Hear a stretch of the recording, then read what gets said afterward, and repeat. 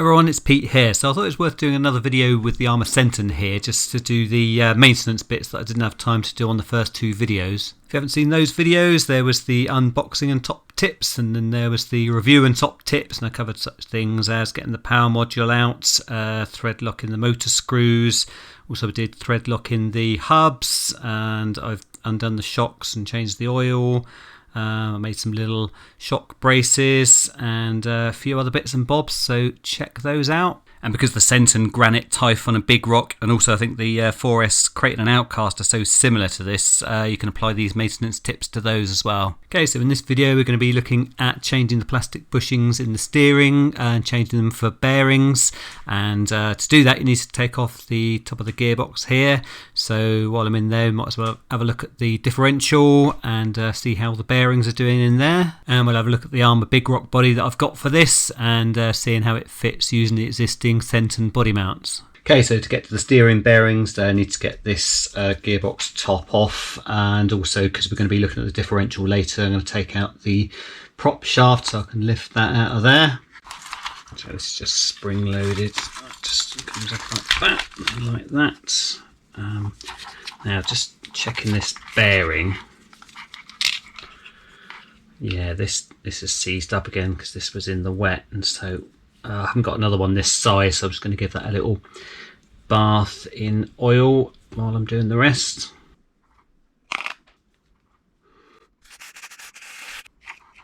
So I want to detach the servo horn from the steering linkage, so I just need to move this screw under here, so we turn the steering that way, and you can get to the end of that screw there.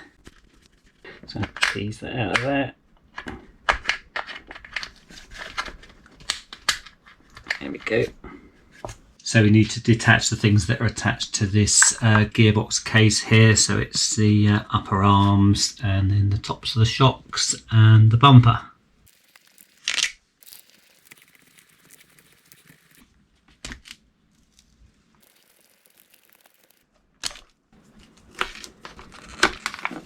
Right, I only did this once before on the Granite, but from memory I think it's these three that I need to undo. I think that one's just to help secure this bottom part of the bumper. Actually, it's coming back to me now, it's this one as well that you need to undo. So all of these are the same length, so you haven't got to remember which one's which.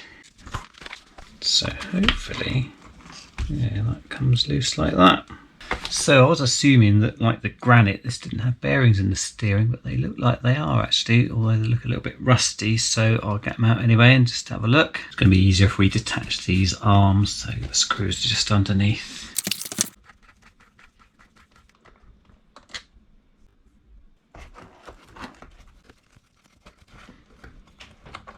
That should just come out there. Yeah, so these are bearings, so that must have been a version 3 upgrade. So anyway, at least you know if you've got a version 2 how to get in there. I'll just check these are all still working and not seized up.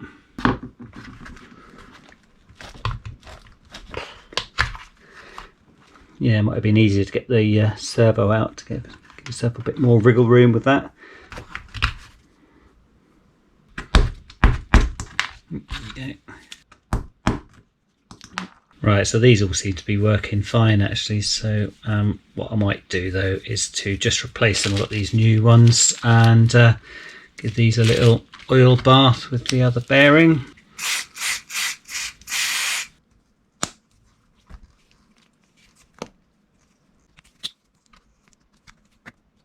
Actually, I'm going to take out the servo while we're in here, because I can show you the thing I was talking about last time with the spline being not quite compatible with the servo horn you get on this one. So you need to get the switch out of the way. So to get this out, you need to put the horn round to a neutral position. Could achieve that by turning it on, I suppose. Right, there we go. So in the previous video I was saying about how the servo supplied with this car has got a 23 tooth spline, and this one I have upgraded to has got a 25 tooth spline, and the correct thing to do would have been to have changed to the servo horn with the 25 tooth spline, but what I've done is to sort of mash it on there. I'll just show you. Right, this is very tight on here. think what's happened is it's just sort of squashed the plastic a bit where I've got the wrong size servo saver there, but say it did fit, so just offer it up, put the screw in and squash it down. So before putting the servo horn back on, just making sure that the servo's in its neutral position. So I've got the steering rate on full on that one, and the trim is in the centre there. So let's just power it on.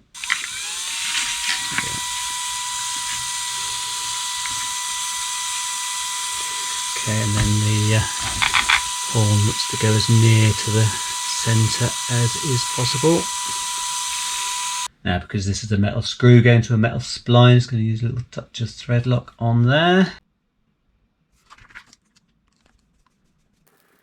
Now, one thing with this is not to do it up too tight. You want to make sure that the servo saver is still springing back to the centre. So if you do it up too tight, it can get stuck off centre. So I'm just going to switch it on, which is going to make a bit of a noise, and then switch the radio on, and then try and force the servo away from the centre and just check that it springs back. Okay, so yeah, you can see that the centre part doesn't move because it's being held by the motor and the servo, but you can force that, and that's what it's supposed to do, just to save the servo gears from hard impacts. So if you do that up too tight, then it may stick. Okay, so this is the bit that reattaches to the servo horn underneath. It's a bit of a fiddle to get this back on without removing this. I'll just do that. So that goes on there, and that one on there. Fiddle because everything's unattached. Just need to get these step screws back in the linkage there. Right, need to reattach this one through the hole.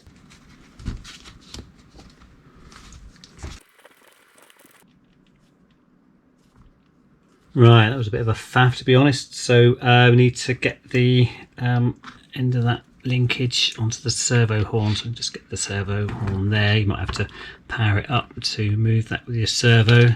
You need to get the end of the linkage to go in there. So let's just have a look. Tell you what, considering the rest of this truck's so easy to work on, this is like performing keyhole surgery. Right, I think that's it.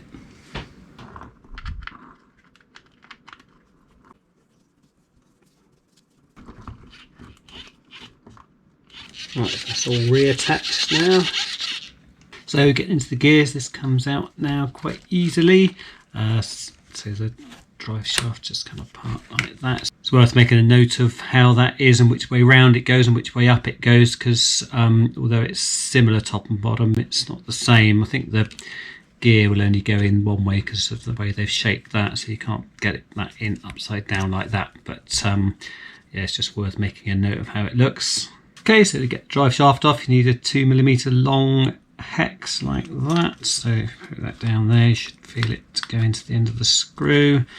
And then you could do with something just to stop this from spinning around while you're trying to unscrew it.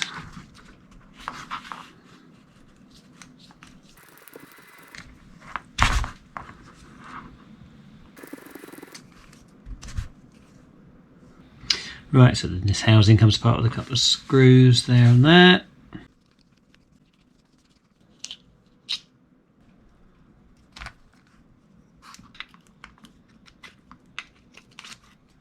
Okay, so there you have it.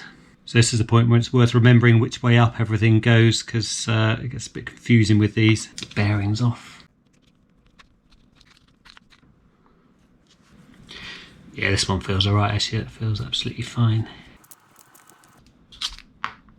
So it's worth noting there's a little shim on this side, so when we put it back together, make sure it goes on that side, the opposite side to the gear. The bearing's absolutely fine. Right, let's have a look inside here. Ease that off of there. That looks good, there's a load of liquid in there. So yeah, I might just put a little bit more in, but really there's plenty of fluid in there. So I'm not going to pull the gears out of here now because everything looks perfectly fine, but if you do, I guess maybe take a photo of what it looks like so that you get it back together in the right order. Now the only thick oil I've got is this one, 20,000, so hopefully that'll be alright. As I say, there's plenty in there anyway, but let's just put a little bit more. Now I undid this with the electric screwdriver, but I'm only going to do it up to a certain tightness with that, because I want to be able to tighten this carefully, because you don't want to do one side up too much first and get it all out of skew. Tighten it up carefully by hand, doing opposite sides.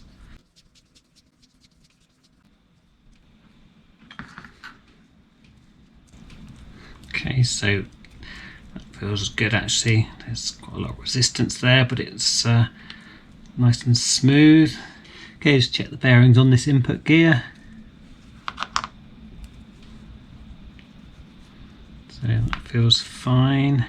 So this inside bearing here is proving incredibly difficult to prise off. So as it's absolutely fine at the moment, I'm going to leave it. But obviously if that bearing had seized, you need to just continuously try and prise that up. But yeah, it's difficult. It's actually difficult to get this back down again, so I'm just going to try knocking it with this wrench.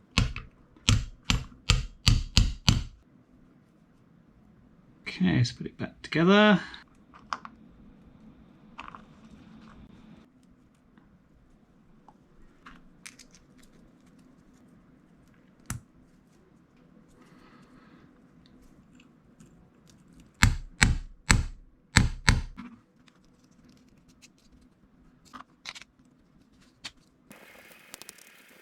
Okay, so I think that's running okay. Seems to be quite important to make sure you push the bearings right onto the outsides of the gear there.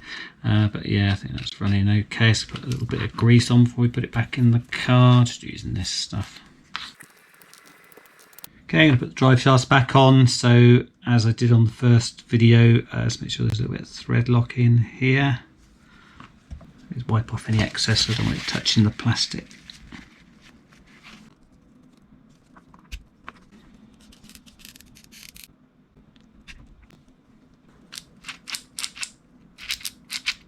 Okay, so just plop this back in the car, remembering to put the drive shafts together. It's worth cleaning these up, but actually why you got these apart.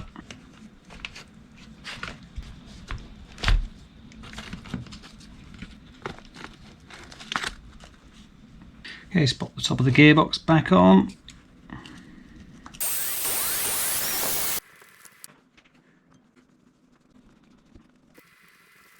I've just got the prop shaft bearing out of the oil that I put it in at the start of the video. Still sticky, so off camera I'm just going to try and force that back and forward a bit and see if I can free it up. Okay, so a bit more oil and that is spinning nicely. I don't know if a rubber shielded bearing would do better in there. It always seems to catch the dirt being right in the middle there. Let's get the prop shaft back in.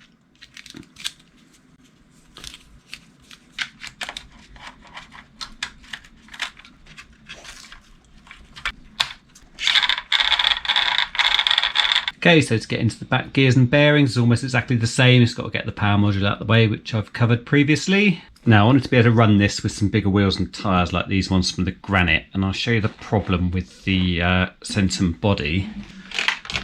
Okay, so you can see obviously there's no clearance at all, and I think even if you raise this up a bit on the body posts, you'd need to cut away big sections of this. I've seen people do it. It does look pretty cool, but I think it'd be a shame to start cutting this up because I still want to use it with the smaller wheels as well. So instead I've got myself a big rock body. Right, let's have a look at this. So I wanted to be able to use this with all the existing Senton bits so I can sort of swap the bodies without messing about. So I've left all the posts in the same place and these guards and everything, but this will fit in here. So what I've had to do is to just cut some post holes sort of here in the top. This one was a clear shell that I've painted.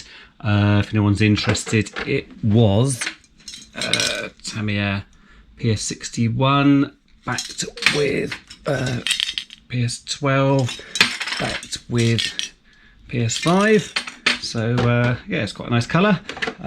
Right, so let's just see how this fits on here.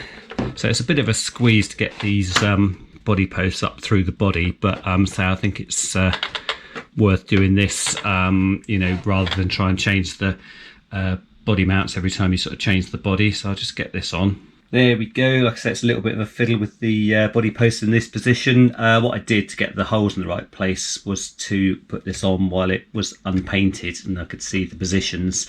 If you bought a pre-painted one, well, the positions are, as you see there, you'd have to take your best guess at it. So one thing to say, I've had to cut out the arch a little bit to fit over this protector bit here, and also because you can't sort of pull the body out to get to the switch so easily because of this, I've just cut a little bit out of there just so I can get to the on-off switch in there. Other than that, it fits very well. Obviously the proper big rock, you'd have sort of the protector bits around the side here. Say if this is what you want, obviously you would get a big rock in the first place, but I wanted to have the Senton and then have the option of doing this on occasions. Just looking, there's possibility it might just catch the body slightly in a extreme circumstance, so I'll have to see how that goes. I've not run this yet like this, but yeah, I'll see how it goes. It seems to be fine at the back. So yeah, with the actual big rock, I think it's got wider arms, so the tyres are a little bit further from the body, but anyway, yeah, I'll see how that goes. One thing I would say, this feels like the strongest body shell I've ever come across. I'll just take it off and show you. So yeah, this feels incredibly rigid, even sort of at the sides there, if I compare it to my spare granite body, which is a tough body. I mean, that feels more bendy to me. I mean, this is a tough little body, like I say, but this one just feels incredibly rigid, so I'm hoping that means I won't break it too much. I will still put a bit of strengthening underneath here, but yeah, on the face of it, it feels very tough. One thing's worth saying, I'm running this with a 15-tooth pinion, so I'll be alright with the big wheels and tyres, because that's the same gearing that the Granite comes with as standard. I think if you left in the 20-tooth Senton pinion and ran it with the big wheels, you might run into problems with it overheating. I think it might be a bit over geared, but I haven't tested that, but I would imagine that it might be alright for speed runs if you're sort of building up the speed slowly, but yeah, for off-roading, probably the big wheels, you need, you know, the 15-tooth pinion. And I can run this with the Senton wheels and the big rock body, and one advantage I can see over using the Senton body is that because the body doesn't come over the wheels, it's not going to throw the mud inside the workings so much. Hopefully it will throw the mud clear. I mean, the Granite doesn't get as muddy inside as the Senton, so I think yeah, when it's wet and muddy outside, this might be the better one to use. Okay, so I think over the 3 videos I've covered most of the basic maintenance you'd be doing on one of these, and like I was saying before, it covers quite a lot of models because they're all very similar. The Megas and the 3S and some of the 4S ones I think are very similar to this. So if you've got this far, thank you very much for watching, and I'll see you next time.